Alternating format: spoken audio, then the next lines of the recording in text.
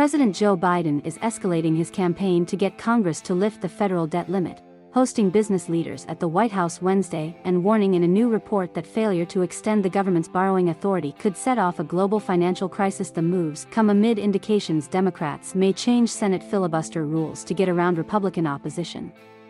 Biden will host a number of CEOs, including the heads of banks like Citi, J.P. Morgan Chase and Bank of America, to underscore the severe ramifications if the government runs out of money to cover its bills. Ahead of the meeting, the White House warned that if the borrowing limit isn't extended, it could set off a global financial crisis that the United States may not be able to manage. A default would send shock waves through global financial markets and would likely cause credit markets worldwide to freeze up and stock markets to plunge, the White House Council of Economic Advisers said in a new report.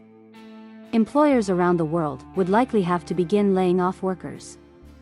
The recession that could be triggered could be worse than the 2008 financial crisis because it would come as so many nations are still struggling with the COVID-19 pandemic, the report said. It was first obtained by the New York Times. Congress has just days to act before the October 18th deadline, and the Treasury Department has warned it will run short of funds to handle the nation's already accrued debt load. The Senate, meanwhile, is scheduled to vote Wednesday on whether to take up a bill to suspend the debt limit, but Republicans are again expected to block it. To get around the GOP standoff, Biden indicated in off-the-cuff comments Tuesday Democrats are weighing a procedural change. It's a real possibility, Biden told reporters outside the White House. Getting rid of the filibuster rule would lower the typical 60-vote threshold for passage to 50.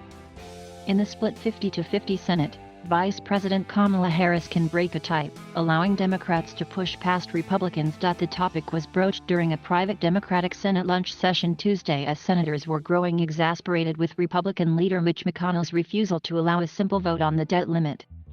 Instead, McConnell is forcing Democrats to undertake what they view as a cumbersome process taking days, if not weeks, that will lead into their agenda. With Republicans putting up hurdles to the vote, Democratic senators have been discussing a range of options, including a carve-out to the chamber's filibuster rules.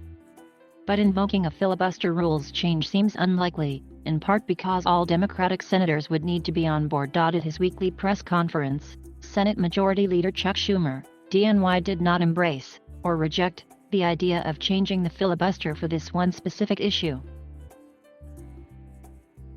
Instead, Schumer simply repeated what he, Biden and others have said, that Republicans should get out of the way and allow Democrats to pass the measure that's already been approved and sent over from the House. The best way to get this done is for Republicans to just get out of the way, Schumer said. He said the burden to stand aside is on McConnell's shoulders. McConnell, though, wants to force Democrats to use the process he favors, which gives Republicans ample time to remind voters about the unpopular vote. Once a routine matter, raising the debt limit has become politically treacherous over the past decade or more, used by Republicans, in particular, to rail against government spending and the rising debt load, now at $28 trillion. The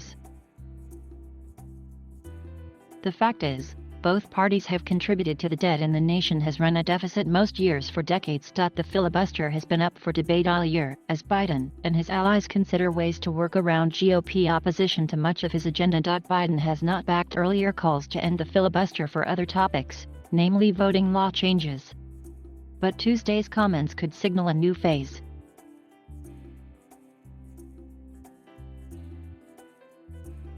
Thank you for watching. Please subscribe.